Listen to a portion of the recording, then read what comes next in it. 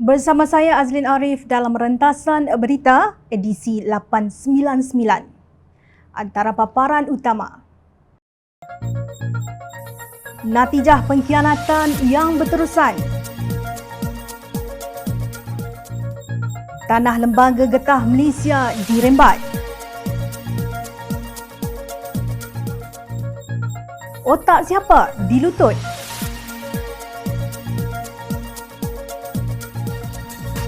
Tiada ICU buat pesakit kronik tiada harapan sembuh.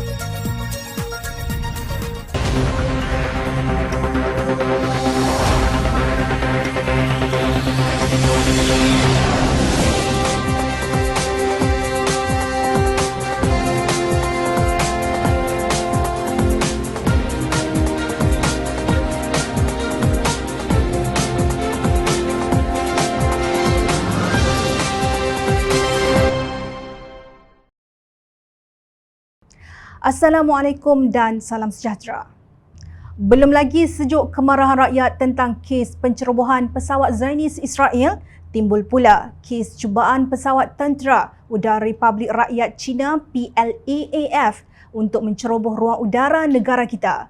Insiden tersebut didedahkan oleh Panglima Tentera Udara TUDM Jeneral Tan Sri Akbar Abdul Samad dalam satu kenyataan. Beliau berkata pihaknya telah mengesan penerbangan mencurigakan iaitu sebanyak 16 buah pesawat tentera udara milik China memasuki ruang udara zon maritim Malaysia, Kota Kinabalu dan menghampiri ruang udara nasional pada 31 Mei lalu. Katanya penerbangan pesawat-pesawat PLAAF tersebut telah dikesan oleh Radar Pertahanan Udara TUDM dari Pusat Pertahanan Udara CRC-2 di Sarawak pada jam 11.53 pagi waktu tempatan. Pesawat-pesawat tersebut telah dikesan terbang secara formasi tactical in trail pada jarak 60 batu nautika di antara satu sama lain. Formasi panjang tersebut juga telah terbang dengan pattern dan haluan yang sama menggunakan satu titik laluan masuk dan keluar. Mereka kemudiannya didapati mengubah arah penerbangan di ruang udara berting Patinggi Ali yang berkepentingan kepada negara, katanya dipetik utusan online. Menurut Akbar, pesawat-pesawat tersebut telah dikesan terbang pada ketinggian di antara 23,000 kaki sehingga 27,000 kaki dengan kelajuan 290 knots melalui Singapore Flight Information Region FIR sebelum memasuki ruang udara negara serta Kota Kinabalu FIR. Mereka seterusnya terbang menghala menghampiri 60 batu nautika dari pesisir pantai wilayah Sarawak yang dikuatiri akan mengancam kedaulatan negara. Pihak TUDM telah meletakkan pesawat Hawk 208 dari nombor 6 Skuadron Pangkalan Udara Labuan dalam keadaan siap sedia melalui operasi curiga TUDM, katanya. Pemantauan menerusi Radar Pertahanan Udara diteruskan ke atas pesawat-pesawat tersebut di samping beberapa percubaan untuk mengarahkan mereka menghubungi kawalan trafik udara Kota Kinabalu. Beliau berkata apabila arahan tidak dipatuhi dan didapati melangkaui persempadanan Kota Kinabalu menghala ke ruang udara nasional, TUDM telah melancarkan pesawat-pesawat pemintas pada jam 1.33 petang untuk melakukan identifikasi visual. Hasil daripada pemintasan udara yang dilaksanakan, TUDM telah mengenal pasti pesawat-pesawat tersebut adalah daripada jenis Ilyushin Tu-76 dan pesawat Xi'an Y-20. Pesawat-pesawat jenis ini merupakan pesawat pengangkut strategik dan berupaya melaksanakan pelbagai misi. Insiden ini merupakan perkara yang serius terhadap ancaman kedaulatan negara dan keselamatan penerbangan berdasarkan kepadatan trafik udara dalam laluan penerbangan Airways di Kota Kinabalu, katanya. Akbar juga menjelaskan bahawa pihak TUDM dan Angkatan Tentera Malaysia ATM telah mengendalikan insiden tersebut berlandaskan undang-undang dan peraturan penerbangan antarabangsa International Civil Aviation Organisation ICAO serta Strategi Pertahanan Udara Nasional SPUN. Pengerusi Pakatan Harapan Datuk Seri Anwar Ibrahim dalam satu kenyataan berkata kejadian seperti itu amat membimbangkan serta menimbulkan kecurigaan dan keresahan terhadap kedaulatan negara serta keselamatan ruang udara Malaysia. Pujian saya terhadap ketangkasan pasukan TUDM yang segera menggerakkan pemintasan udara dalam mengenal pasti pesawat-pesawat tersebut, katanya. Beliau menggesa Menteri Luar untuk segera melaksanakan tugas dengan meminta penjelasan dari Republik Rakyat China terkait insiden ini. Selain itu, Anwar turut membangkitkan perihal pesawat Zionis Israel yang dibenarkan melintasi negara pada 19 Mei lalu. Saya juga ingin meminta penjelasan lanjut dari Kerajaan Perikatan Nasional tentang alasan kebenaran yang diberikan kepada pesawat Boeing 737-400 milik syarikat Israel Aerospace Industries ELTA, IAI ELTA baru-baru ini kerana ini jelas suatu bentuk pengkhianatan kepada negara, tegas Anwar.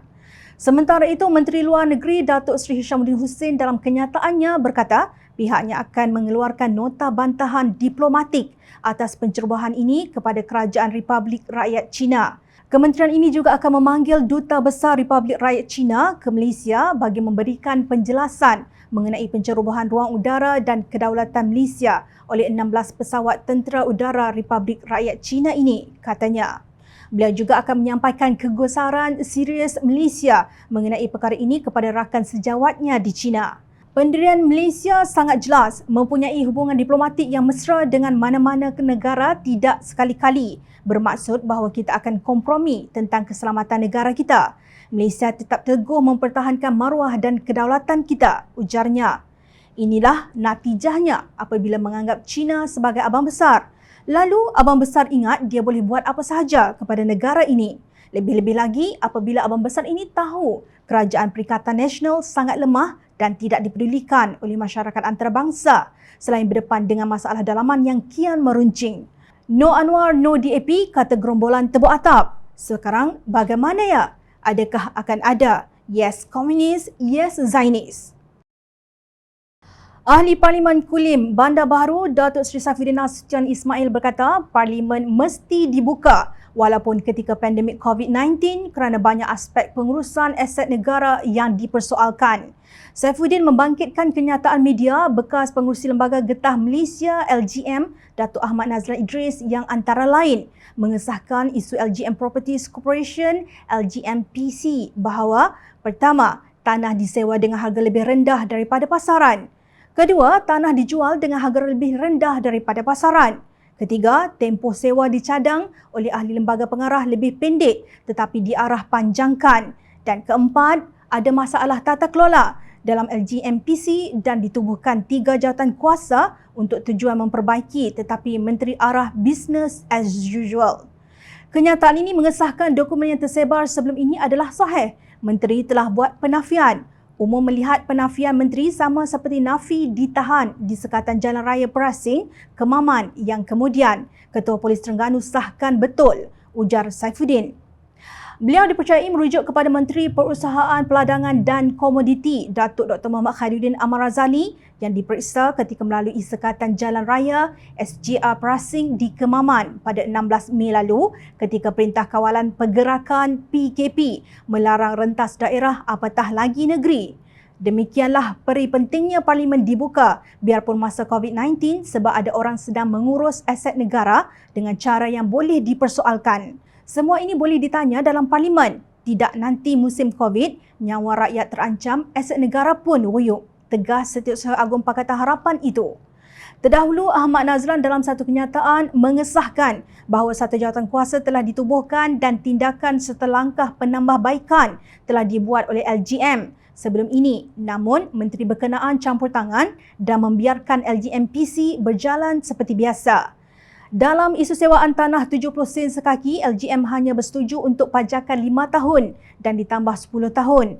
Namun, Menteri berkenaan mahukan 5 tambah 10 tambah 10 menjadikan 25 tahun. Hasil yang diperoleh oleh LGM selepas 25 tahun melebihi 1 bilion ringgit sekiranya diuruskan dengan cara yang lebih baik berbanding dengan hasil sewaan cuma 42 juta ringgit sahaja kepada syarikat milik rakyat Turki, katanya. Beliau juga menegaskan bahawa dirinya tidak lagi menjadi pengerusi LGM setelah ditamatkan kontrak pada 14 April yang lalu. Beliau menafikan terlibat dalam isu LGMPC dan menegaskan ahli lembaga pengarah LGM amat mengambil berat serta cakna dengan kegagalan tadbir urus LGMPC. Sementara itu, NGO Whistleblower Sedar Malaysia yang mula menularkan isu tanah LGMPC berkata pengakuan bekas pengerusi LGM itu mengesahkan pendedahan pihaknya adalah berasas. Sedar Malaysia dalam kenyataannya turut menyelar Perdana Menteri Tan Sri Muhyiddin Yassin yang gagal bertindak ketika menerima laporan penyalahgunaan kuasa yang berlaku.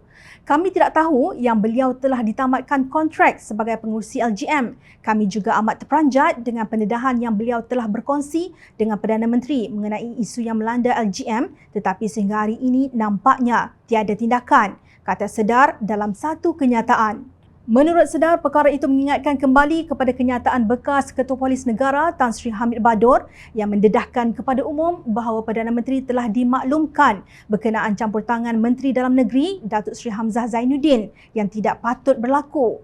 Ini telah meyakinkan kami yang Perdana Menteri kita tidak mampu membetulkan apa yang salah, kata Sedar Malaysia.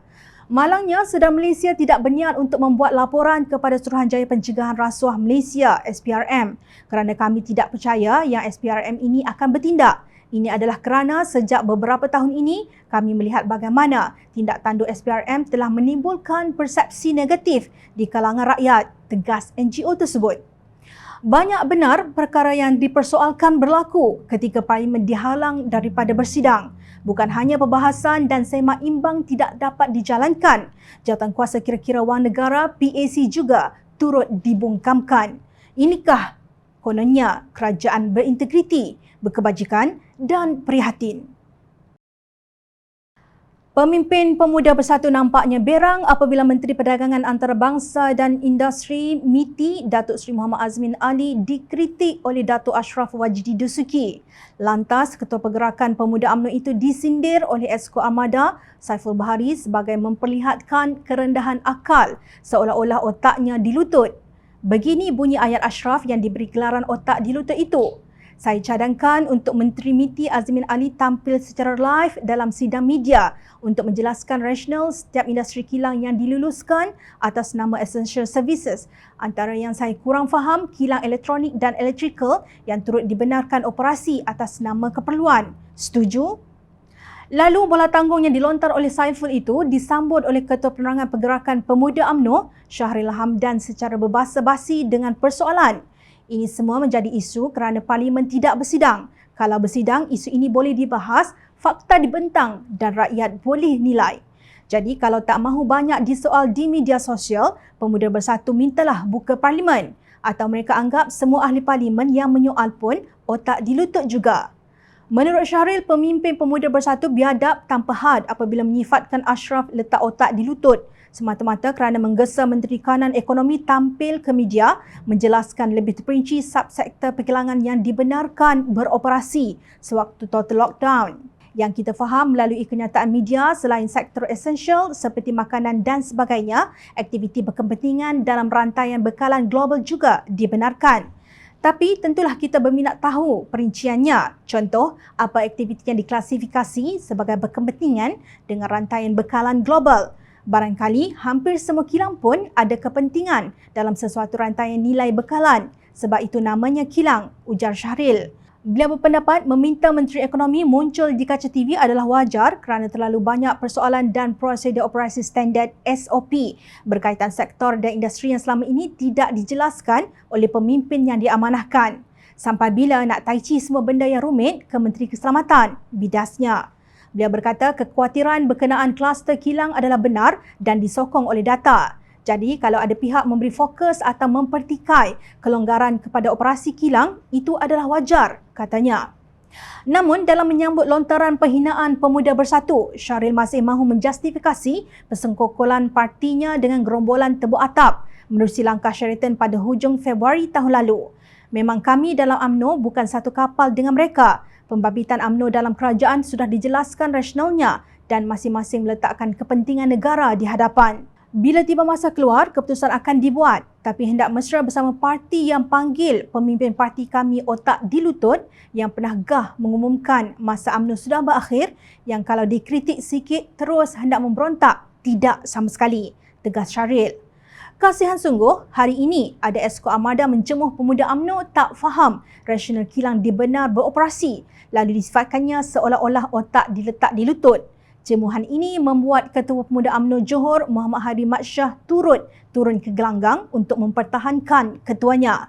Bro, kalau nak backup bos pun jangan melulu je. Siapa cakap kami tak faham rasional kilang dibuka? Sudah terang kenyataan dan syarat Majlis Keselamatan Negara kata hanya sektor essential service kilang yang bukan essential service yang dibuka ini yang kita minta penjelasan menteri. Operational nak dibuka. Reti cakap orang putih tak essential service itu faham ke? Atau esko armada yang bukan pure bersatu atau katak melompat ini yang akalnya rendah seolah-olah otaknya dilutut, sindirnya. Malang sungguh demi mempertahankan pemimpin yang ketakutan dengan jerajak besi. Sanggup UMNO dan cabang pemudanya menerima penghinaan demi penghinaan daripada pimpinan bersatu sehingga ke peringkat pemudanya juga. Kononnya UMNO dan bersatu masing-masing meletakkan kepentingan negara di hadapan. Inikah contoh terbaik yang mampu anda tampilkan? Berhentilah bersandiwara.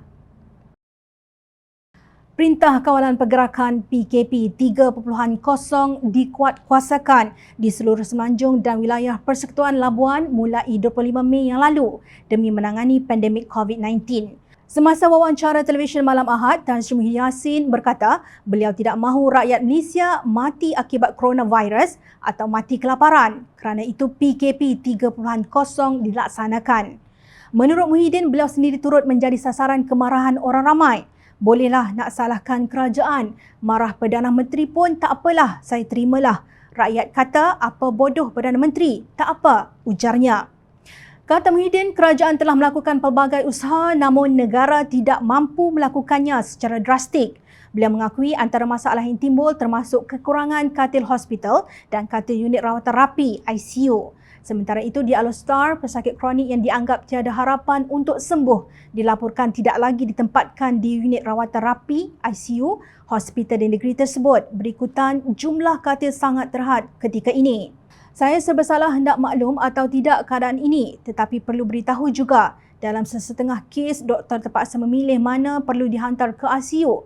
Sekiranya pesakit terlalu kronik dan tidak mempunyai harapan, kita tidak masukkan dia ke ICU. Ini termasuk pesakit bukan kes COVID-19. Doktor akan membuat penelitian cukup berat bagi sesetengah kes.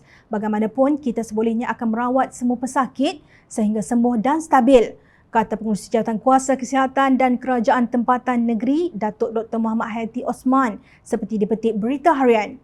Mengulas mengenai berita tersebut, Ahli Parlimen Amanah Sepang, Muhammad Hanifah Maidin berkata, selama ini beliau difahamkan sekronik manapun seorang pesakit itu, hospital dan para doktor akan tetap dan perlu memberikan perubatan yang terbaik untuk pesakit tersebut. Katanya, kerajaan pula kena pastikan ia berlaku sebegitu. Logiknya yang kronik dan berada di ICU sudah tentu wajib kekal di situ kerana mereka yang amat memerlukan intensive care. Saya tidak boleh bayangkan betapa marah dan kecewanya ahli keluarga pesakit itu, katanya. Apatah lagi ia dikatakan berlaku di Kedah yang diperintah oleh Menteri Besar dari Parti PAS.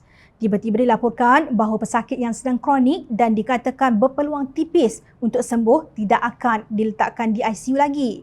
Saya rayu sangat ni, tolonglah jangan buat lagu tu. Ini soal hidup dan mati, mana boleh lagu tu.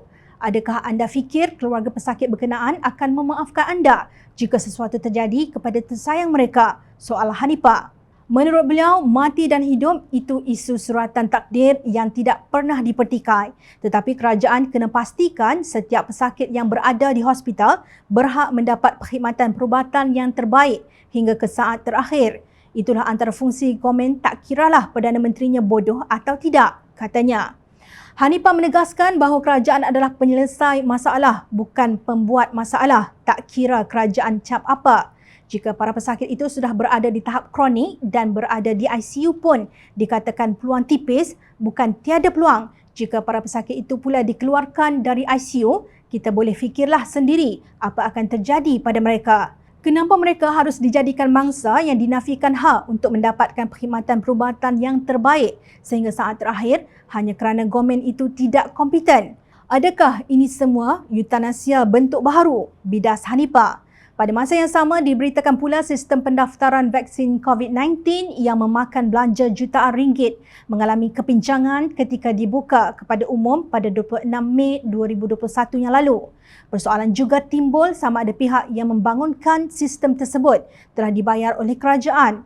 Prinsip undang-undang tidak membenarkan sesuatu kontrak yang mendapat keuntungan tak adil, unjust enrichment seperti mana yang termaktub di dalam Seksyen 71 Akta Kontrak 1950. Ujar Ahli Dewan Undangan Negeri Permatang Pasir Muhammad Faiz Fazil. Hanifah dan Faiz adalah pengamal undang-undang yang telah memenangi banyak kes pihak yang teraniaya. Menteri Kesihatan Datuk Seri Adham Baba dan Menteri Sains, Teknologi dan Inovasi Khairy Jamaluddin perlu bersikap telus atau transparan dalam isu ini. Cukuplah wang rakyat dibazirkan dengan menggaji dan memberi allowance kepada seramai 31 menteri dan 38 timbalan menteri, 70 orang keseluruhannya termasuk Perdana Menteri serta 3 duta khas Perdana Menteri bertaraf menteri. Justru, jom channel ulang jangan membina mahligai di atas pusara mangsa COVID-19. Rakyat sentiasa memerhati. Teruskan bersama kami di Jom Channel dan layari portal jomchannel.net untuk mendapatkan berita politik tanah air. Saya Azli Arif. Terima kasih. Assalamualaikum dan salam sejahtera.